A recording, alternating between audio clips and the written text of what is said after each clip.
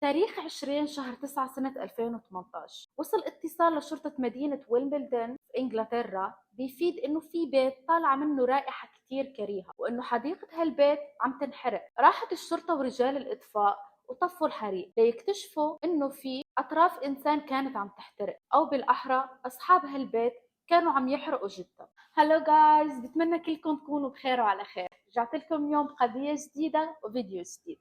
ما تنسوا تضغطوا على زر الاشتراك وتعملوا لايك إذا عجبكم فيديو اليوم. قضيتنا اليوم عن صابرينا قويدر، خلوني أعرفكم عليها شوي. انولدت صابرينا قويدر 5 شهر 12 سنة 1982 بالجزائر، وكانت هي البنت الوحيدة بين 3 إخوة شباب. لما صار عمر صابرينا 7 سنين سافرت أمها وبيها على فرنسا على أساس إنهم يدوروا على مستقبل أفضل لإلهم ولأولادهم، بس ما كان فيهم ياخدوا أولادهم معهم، فتركوا صابرينا وإخواتها عند جدتهم. وهون رح يصير شي لصابرينا من أسوأ الأشياء اللي ممكن تصير لأي طفل، وبعدها رح تتوالى سلسلة من الأحداث السيئة في حياة صابرينا. صابرينا كان بيعتدي عليها خالها وهي في عمرها بس 7 سنوات، ولما خبرت خالها الثاني صار هو كمان بيعتدي عليها. ضل الوضع على ما هو عليه لين أمها وبيها زبطوا وضعهم في فرنسا وقدروا يطلعوا أولادهم عندهم.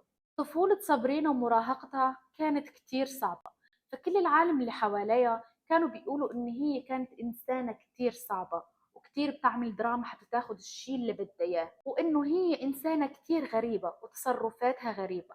وحتى قالوا إنه كانت بتغير من البنات التانيين. الحلم الوحيد اللي كان عند صابرينا إنه تصير مشهورة وكل العالم تصير تتصور معها، وكمان حتى العالم تحترمها. وركزوا لي كتير على هالجملة إنه هي بدها تصير مشهورة. خلال مراهقة صابرينا صارت تتعاطى المخدرات، ولما كشفوها أهلها قالت لهم إنه أنا عم بتعاطى حتى أنسى الماضي تبعي. ما بعرف هل هي كانت عم تتعاطى حتى تنسى إنه هي كانت عم تتعرض للاغتصاب، أو كانت عم تتعاطى هيك يعني ما بنقول يعني منيكة لأنه هي مثلا في المراهقة. وفي مرة من المرات لما كان عمر سمريرة بس 18 سنة تعاطت المخدرات ورمت حالها من شباك البيت، وكل هي بدون سبب. أخذوها أهلها ركض على المستشفى، بس حالتها كانت كتير سيئة. كان فكها مكسور، إجرها مكسورة، ظهرها مكسور، بس صابرينا عاشت. بس الألم كان ما بينطاق،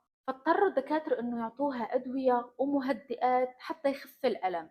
بس صابرينا عوض ما تاخد جرعات معتدلة من هالأدوية رح تدمن عليها. بعد ما طلعت صابرينا من المستشفى تعرفت على شاب وحبته، بس أول ما هو قرر إنه ينفصل عليها صابرينا شربت محلول الكلور عشان تنهي حياتها. بس أخدوها أهلها على المستشفى وعملوا لها غسيل معدة. أهل صابرينا كانوا شايفين إنه بنتهم تصرفاتها غير طبيعية، بس ما جربوا إنهم ياخدوها على طبيب نفسي أو معالج حتى تتعالج من الأمراض النفسية اللي عندها، وهالشي رح يؤدي إلى مصيبة قدام. رح نجي لسنة 2001. صابرينا كان عمرها 19 سنة وكانت عم تشتغل عم تبيع كريب، وفي مرة من المرات كانت عم تبيع كريب في حفلة، وهناك رح يشوفها شاب كان اسمه وسام مدوني. وسام شاب جزائري بيدرس في الجامعة، كان عايش وكبران في عائلة كتير هادئة، بيو سباك وأمه ربة بيت، وكان بيدرس في الجامعة حسابات على أساس إنه يتخرج كمحاسب. أول ما شافها لصابرين وقع في حبها من النظرة الأولى. وسام كان شاب بيستحي فما قدر يروح لعندها ويقول لها أعطيني رقمك، فبعد صاحبه هو اللي راح عندها وقال لها إنه صاحبي أعجب فيكي فهو عم يطلب رقمك. صابرينا وافقت وعطته الرقم، وبعد لقاءات وخروجات وطلعات علاقتهم رح تصير جدية. فلما خلص جامعة وتخرج اشتغل وراتبه كان كتير منيح، فأجر بيت وصار هو وصابرينا عم بيعيشوا مع بعض. وسام كان كتير بيحبها لصابرينا، بس صابرينا ما كانت عم تبادره نفس الشعور، فكانت علاقتهم كتير سامة. صابرينا هي اللي كانت تتحكم في مصرياته، وين يروحوا وين يجوا، شو يعملوا وشو ما يعملوا، وهو كان متقبل هالموضوع. لين مرة مسك صابرينا عم تخونه مع صاحبه، فصابرينا رح تقنعه انه انت السبب، انه انت ما عم تخليني احس انه انا انسانة منيحة، انا رحت خنتك. فوسام اعطاها فرصة تانية ورجعت خانته، وأعطاها فرصة تانية ورجعت خانته. هون صابرينا رح تعرف إنه وسام كتير بحبها ومستحيل يتركها، فرح تصير تخونه صباح وعشية كل يوم مع واحد. لين مرة رح تطلع الليفل ورح تنخطب. انخطبت صابرينا لشاب كان اسمه أنتوني فرانسوا وحملت معه. بعد فترة تركت هي وياه ورجعت صابرينا عند وسام، ووسام سامحها وخلفت صابرينا ابنها الأول ورباه مع وسام. سنة 2004 صابرينا كان عمرها 24 سنة. فجأة قررت إنه هي قرفت من فرنسا وبطل بدها تعيش في فرنسا، فقررت إنه تروح على لندن وتشتغل هناك كمصممة أزياء للمشاهير. مع العلم هي مش أول مرة صابرينا تحاول تعمل شي هيك. صابرينا حاولت قبل إنه تعمل إنه كأنه هي ميك اب ارتست للمشاهير بس ما نجحت، فشالت ابنها وأغراضها وراحت على لندن بدون ما تقول لوسام أي شيء. وسام ضله قاعد في فرنسا ناطر على أساس إنه صابرينا ممكن بس زعلانة وطلعت من البيت وممكن تتصل علي اليوم ممكن تتصل علي بكرة، وناطر إنه هي تتصل عليه. لين اكتشف إنه صابرينا صارت في لندن، فقرر إنه هو يستقيل من العمل تبعه اللي كان راتبه كتير منيح ويلحق على لندن على أمل إنه هي ممكن بدها ترجع له. بس المشكل هون إنه صابرينا صارت حياتها مليئة بالمشاهير وعيونها مليانين إنه هي بدها تمسك حدا مشهور وتتزوجه. وقالت لوسام هالحكي، بس وسام راجل ذل اخده هو قال لا انا رح انطرك لانت تشبع من كل هالحياة وارجعي لي. فضلوا ناطر صابرينا انه يحن قلبها وتتصل عليه. وفعلا صابرينا دقت عليه وراحت لعنده وتزوجوا زواج الفاتحة، لانه كانوا اثنيناتهم مسلمين. ما تزوجوا على الاوراق بس تزوجوا جواز الفاتحة. بس هذا الزواج ما غير شيء في علاقة صابرينا ووسام.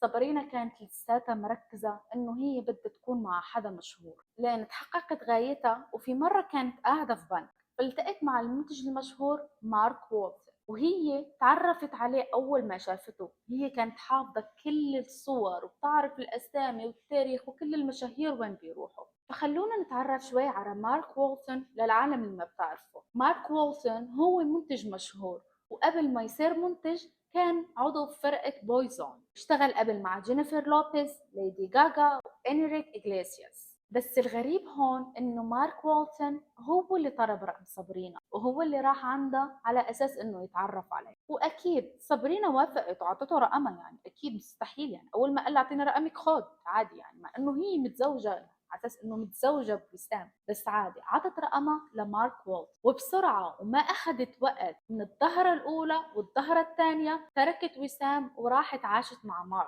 مارك اللي اجر له بيت حقه 13,000 دولار، بيت خيالي. صابرينا اللي بين ليلة وضحاها لقيت حالها عايشة في بيت من الأحلام، عم تعمل شوبينج طول اليوم، ما عندها شي تعمله غير الشوبينج. بتروح لأماكن خيالية وبتلتقي في المشاهير، فحلم عمرها تحقق. بس بعد فترة رح تستوعب إنه كل هالاهتمام وكل هالمصاري وكل العالم اللي عم تحكيها ما عم تحكيه عليها هي، عم يحكوها لأنه هي حبيبته لمارك وولتر. وهذا الشيء رح يخليها تبين شخصيتها الحقيقية لإله، فرح تصير كتير اندفاعية وكتير بتعمل دراما وبتعمل مصايب إذا رفض لها طلب واحد. في مرة من المرات كانوا عم يعملوا شوبينج، فرفض إنه يشتري لها الشنطة اللي كانت كتير غالية. عارفين شو عملت؟ طلعت برا المحل وصارت عم تصرخ مارك وولتون المنتج المشهور رفض إنه يشتري لي شنطة. مارك وولتون المنتج المشهور ما معه مصاري يشتري لحبيبته شنطة. ومع كل هذا مارك كان بيحبها لصابرين وجاب لابنها ناني، لأنه صابرين كانت كتير مشغولة بفانسي لايف اللي هي عم بتعيش، فما كان في عندها وقت إنه تهتم في ابنها. بس صابرين رح تصير تقول للناني انت عم بتخونيني مع مارك، انت مارك جابك لانه انت حبيبته السرية. فطردتها لهالناني ورجع مارك جاب ناني تاني وكمان صار نفس الشي، والهوس تبع صابرين صاير عم بيزيد وبيزيد وبيزيد. فضلت عم تطرد مربيات وفي نفس الوقت ما بدها تقعد مع ابنها، فابنها كان بيقعد في البيت لحاله. ووصلت بصابرين الدرجة انه تحط كاميرات في البيت حتى تراقب مارك هل هو عم بيخونه مع النانيز اللي عم بيجيب على البيت. وما اكتفت بس بهيك، صابرين صارت عم تضربه لمارك، ابتدت بكف بعدين بوكس حتى صار تعنيف تعنيف. في يوم مارك كان نايم ما اشبه شيء، هو بس نايم، قامت وعطته كف بدون سبب.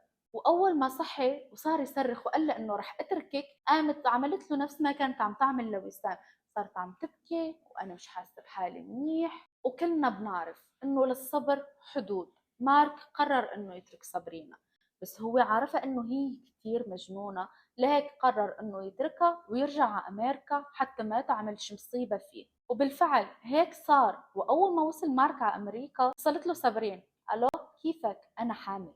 سألها مارك: هل هو ابني؟ قالت له لا، مش ابنك. فطلب منها إنه تعمل تحليل الدي إن إيه حتى يكتشف هل هو ابنه ولا لا، الشغلة اللي رفضتها صابرين رفض تام. فقرر مارك إنه يضله عم يدفع إيجار البيت وضله عم يبعث لها مصروفها، فما رضي إنه هي تطلع على الشارع هي وابنها والولد اللي في بطنها اللي ممكن فيه احتمال بسيط يكون ابنه. مارك كان على حسب علمه إنه البيت اللي عم يدفع إيجاره عم تعيش فيه صابرينا لحالها، بس اللي ما كان عرفانه إنه صابرينا أول ما طلع مارك من البيت اتصلت على وسام وقال لها: حاضر مولاتي، وشال غراضه وإجا عندها. فأول ما اكتشف مارك هالشغلة بطل يبعت لها مصاري الأجار وبطل يبعت لها المصروف، وهون صابرينا راحت تجن. فراحت على مركز الشرطة وحطت في مارك 30 شكاية بتقول فيهم إنه هو كان بيضربها، بيعتدي عليها، وبعت لها كتير رسائل عم بيهددها فيهم. الشرطة فتحت تحقيق في هالموضوع ليكتشفوا إنه حكي لصابرينا لا يبطل الواقع بشيء، فقالوا لتوكلي على الله وما عادش تجي عنا على المركز. فلما ما نجحت خطة صابرينا راحت على الخطة انه هي تتصل على كل المشاهير اللي بيعرفوا مارك وصارت عم تقول لهم انه مارك متحرش بالاطفال، وفتحت 100 اكاونت على الفيسبوك، وكل هالاكاونتات بيكتبوا انه مارك متحرش بالاطفال، حتى العالم تصدق انه مش بس هي اللي عم تقول هالحكي، في كتير عالم عم بيقولوا نفس الحكي. وصارت كمان عم بتقول انه تحرش بقطتها.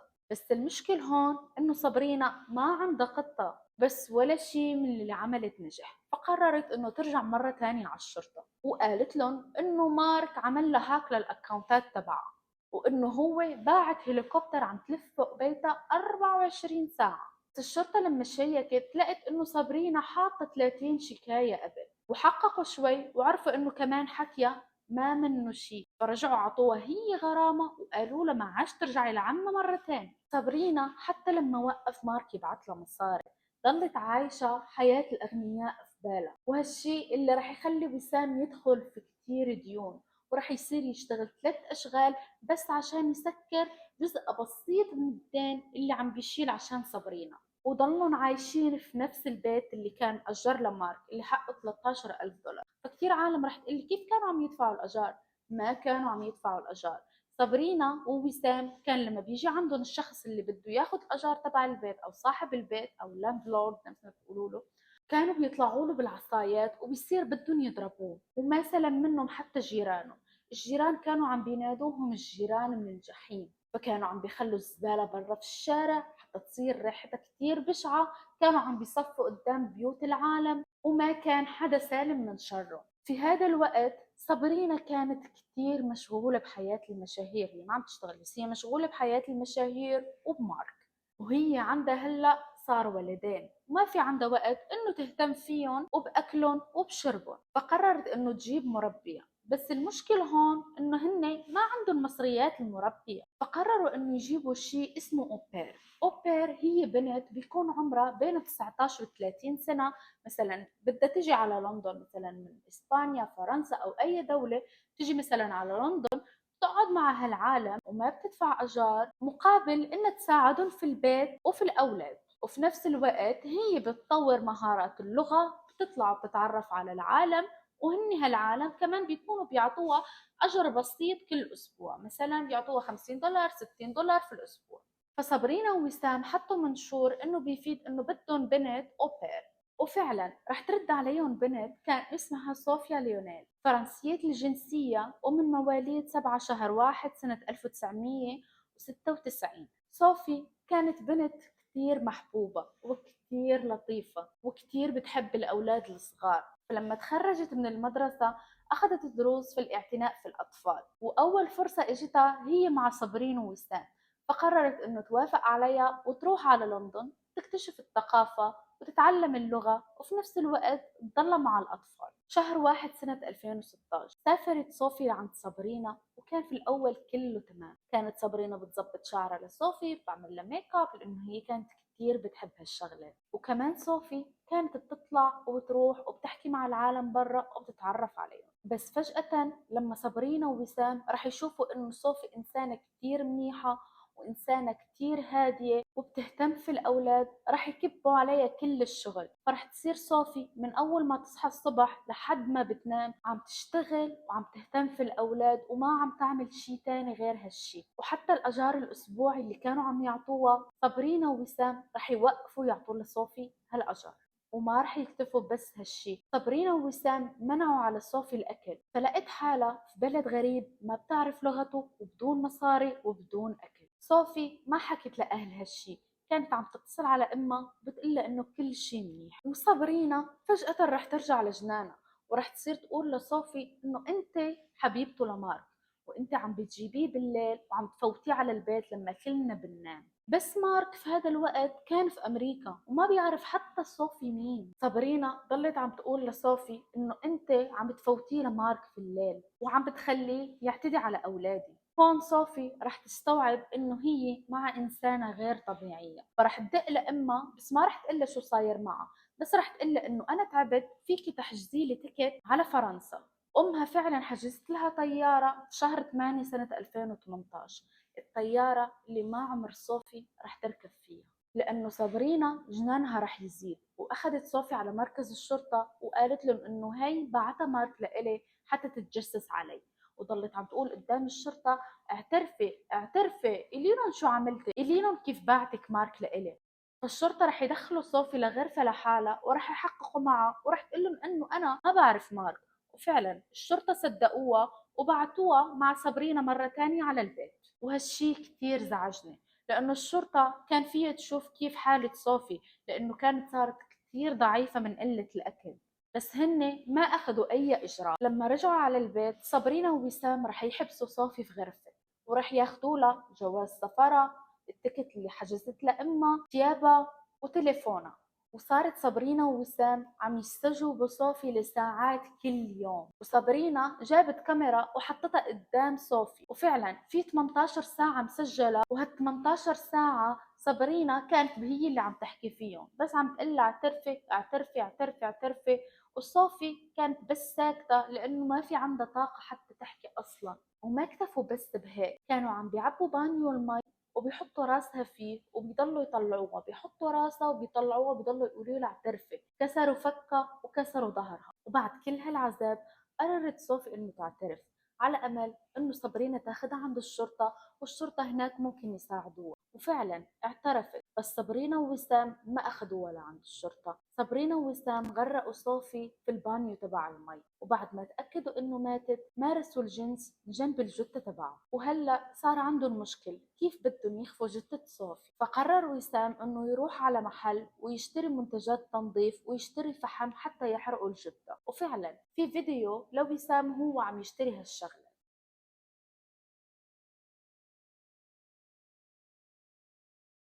رجع وسام على البيت وابتدوا عم يحرقوا الجثة، بس طلعت ريحة كتير كريهة، فقرروا انهم يجيبوا دجاج ويشووه على اساس انه ريحة الدجاج رح تغطي على ريحة جثة صوفي. بس النار كبرت وربي راد انه يفتحهم، واشتعلت النار في الحديقة. فالجيران اتصلوا على الشرطة وعلى المطافي، واول ما اجت الشرطة قال لهم وسام انه هو بس عم يحرق عظام خروف. ليش بدك تحرق عظام خروف؟ يعني شو هالحجة التافهة الغبية؟ طفوا رجال الإطفاء النار وبيتفاجئوا إنه في بقايا جسم إنسان، وبيتفاجئوا إنهم بيلاقوا نظارات صوفي. ألقت الشرطة القبض على وسام وصابرينا، ومحامي صابرينا رح يجيب أوراق بتثبت إنه هي صحتها النفسية مش معتدلة، بس القاضي رح يرفض هالأوراق ورح يحاكمها كإنسان عاقل. وخلال المحاكمة صابرينا ووسام رح يقلبوا على بعض، فرح تصير صابرينا تقول انه هو اللي قتلها، ووسام يقول انه هي اللي قتلتها، انا بس ساعدتها. اجت عائلتها لصوفي واجا مارك كمان، وخلال المحاكمة بكي وقال انه كل هالشي صار بسببه، وهو كتير بيعتذر من عائلتها، وانه هو رح يخلي صورتها في جزدانه، وكل ما فتح جزدانه رح يشوف صورتها ورح يدعي لها. تم الحكم على صابرينا ووسام بالسجن مدى الحياة مع إمكانية إطلاق السراح سنة 2047. كانت هي قضية اليوم. بدي أعرف رأيكم اليوم. هالقضية كثير تعبت لي نفسيتي، يعني شو البنت شو عملت لكم؟ يعني شو هالأمراض النفسية؟ بس أنا ارجع للنقطة الأصلية، يعني لأهلها. انتم من أول شيء عم تشوفوا بنتكم إنه هي ما معتدلة نفسيا، يعني من زمان، من أول ما رمت حالها من الشباك كان لازم انكم تاخدوه عن طبيب نفسي. واول شيء وتاني شيء رح ضلني بقوله دايما، وقلت في فيديوهاتي قبل، انه ما تتركوا اولادكم لحالهم. الاولاد بيحتاجوا الاب والام، ما في احن عليهم من الاب والام. ما فينا ناكد انه صابرين عن جد تعرضت للاعتداء من طرف خالها، بس ليش نحن بدنا نتساءل من المرة الأولى أصلا ليش أمها وبيي يتركوها؟ رح أرجع لكم إنه هالوقت صار كتير صعب. بدي أعرف رأيكم أنتم في قضية اليوم. بدي إياكم أنتم تقولوا لي، هل بتشوفوا عن جد صابرينا هي اللي من المشكل ولا أهلها اللي من المشكل؟ بدي أعرف رأيكم في وسام. يعني أنا قلت لكم رأيي خلال أنا عم بحكي القضية، بس بدي أعرف رأيكم أنتم عن جد. يعني شو رأيكم في وسام؟ وهل بتشوفوا إنه الحب ممكن يخليك تعمل كل هالشي اللي عمله وسام؟ نفس ما قلت لكم كانت هي قضية اليوم. بشوفكم في فيديو جديد إن شاء الله، وهلا رح أقول لكم باي باي.